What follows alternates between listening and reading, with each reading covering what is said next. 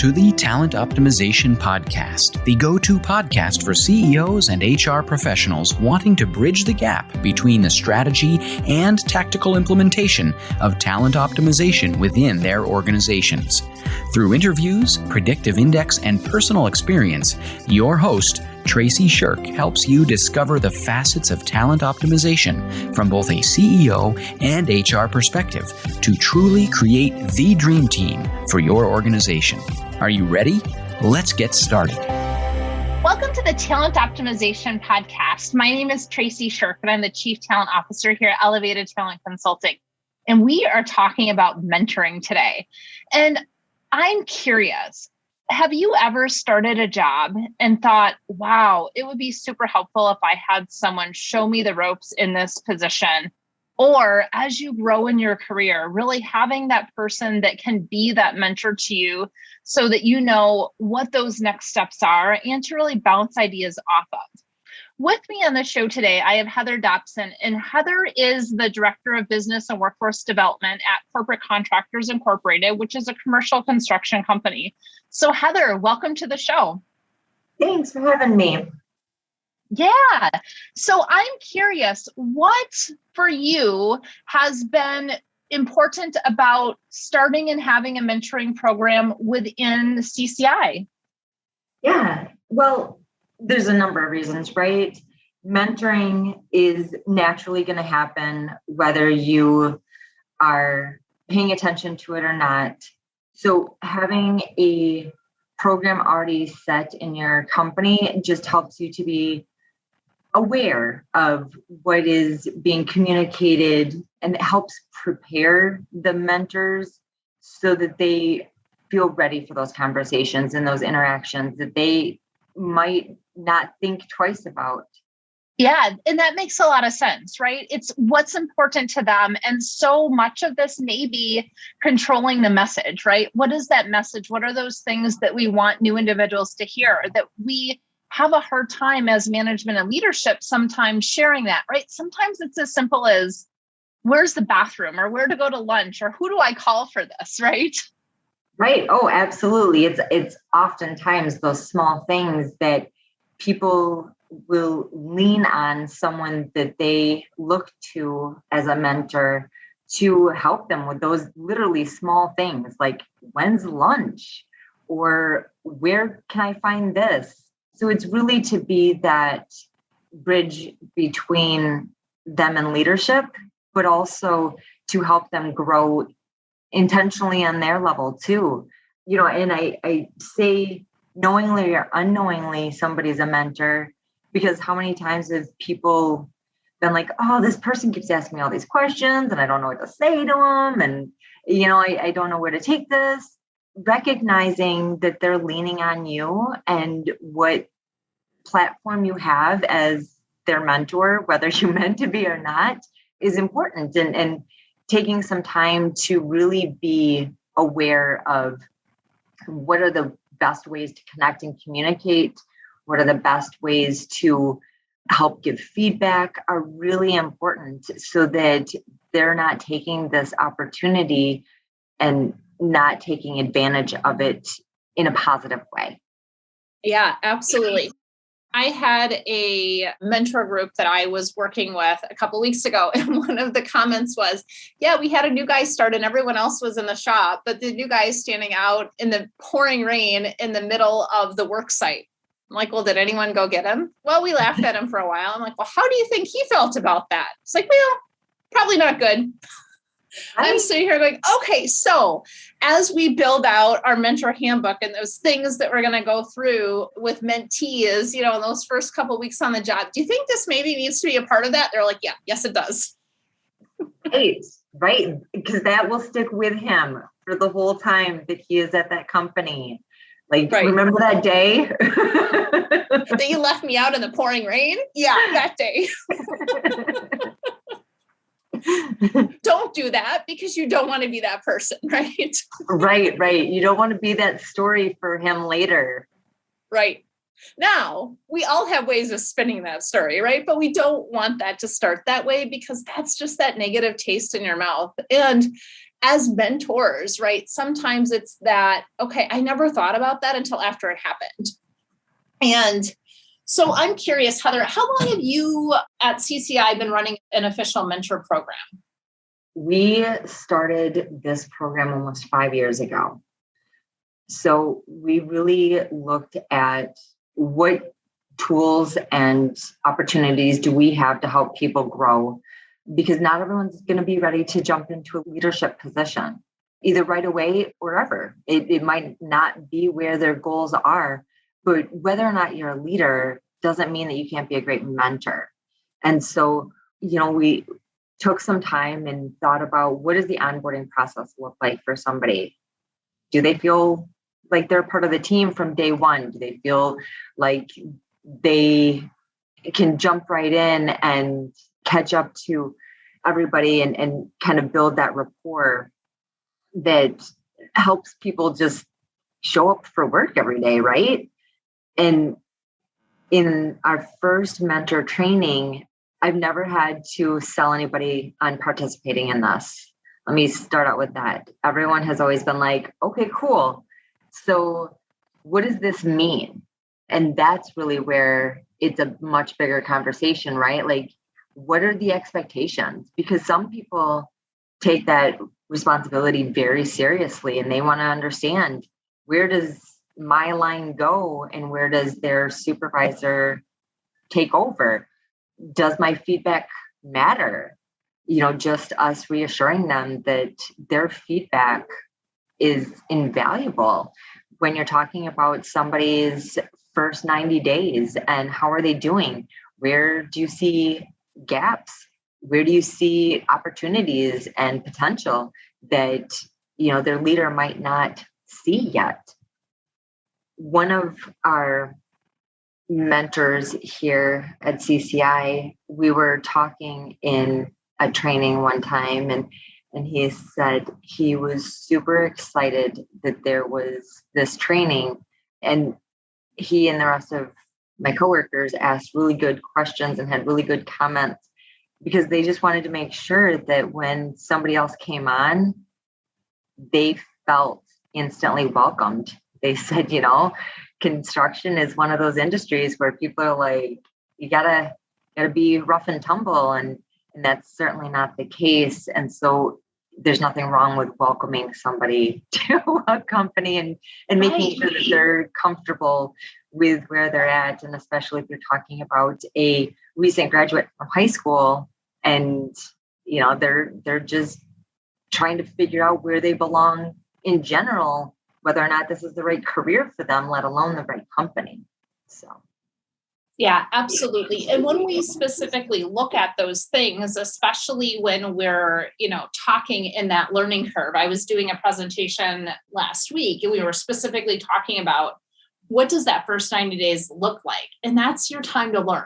And when you have that buddy you're paired up with to learn, it allows that trust to build and say, hey, I'm going to ask these questions, which might be really stupid questions, but they're not, because you're learning, right? And that goes back to the culture. What is the culture that you're building? Because there are the rough and tumble construction organizations, we've worked in them and with them, right? And then there's the construction organizations that really pay attention to how we treat our employees has a direct impact, the quality of work, and on how we specifically retain staff.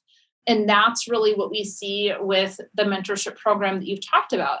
And I'm curious, so as those mentors that have gone through your mentorship program, and I want to define what this is for our listeners, because there are some mentorship programs that are really meant for, high potentials that are mid-career. This mentorship program that we're talking about today is really meant for brand new employees coming into an organization that is paired with a mentor that's gone through a very specific leadership development training on how do we support them throughout their onboarding process, specifically the first 12 weeks of their hire. Right. Yeah. So we really use this program to focus on the new hires and apprentice. So somebody that's gone back to school to become a journeyman, they need to have a mentor. And then also anybody that's moving around at the company. So whether they are switching departments, divisions, or moving into a little bit different position. That's really who we gear this towards. We definitely do different things for somebody, to your point, that is moving up to a leadership, right? Like that's got a different pathway for us as far as what our development looks like for them. But the program itself is really just to help somebody understand what their expectations are as a new hire, as an apprentice, as a new person in a division or a role. And also for the mentor to understand how to be that connection for them to the company and to the culture and set that example so that they are leaning on them for some of those informal things. And really, we look at it as an opportunity for them too, because the more successful you are as a mentor, the more confident you're going to feel moving into being a leader, right? Absolutely. And it reaffirms what you already know day to day, but when you have to explain it to somebody else, all of a sudden you know it a little bit better. Absolutely. And it's like one of the best ways to learn something is to train someone else on it. Right. One of the mentor groups that I had recently worked with, they're saying part of the reason why I'm here is I had somebody come in that didn't know anything, right? Like they came in and they didn't know how to swing a hammer. So my job was to teach them how to swing a hammer. And I didn't know how to do that without making them feel stupid. I'm like, that is the perfect thing to come forward and say, how do we do this? Because this stuff isn't taught, right? And so, we walked through a couple different tools on how do you use tools like understanding that first times are difficult, right? And how do we normalize those? Got to pull on Brene Brown. I love her stuff. It's one of those ways. How do we normalize it? How do we set our expectations and then continue to grow those expectations? But also with our communication, having that communication in a way that asks questions so that they're answering their own questions and growing in that. And what I love is when I can look around a room and see every face light up, especially construction workers, right? And see every face light up and go, oh, yeah, that makes perfect sense. Questions are so powerful. Yeah. Well, and even understanding like, oh, that's not what I should do, or that's not, part of the expectation for me.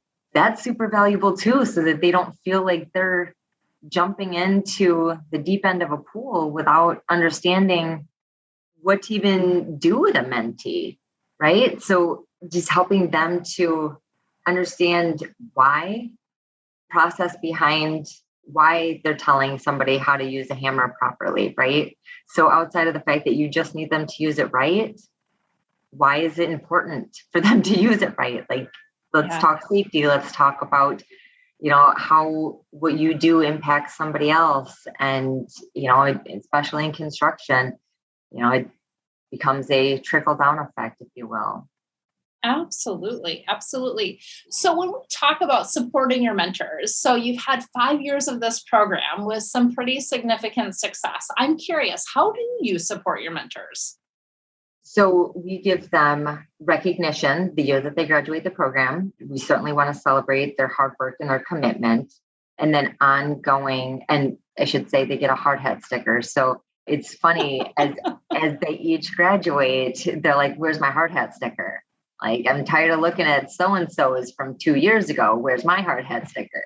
So that's just a fun piece of it for me, I guess, and for the associates that go through it, for them to kind of be proud of what they accomplished.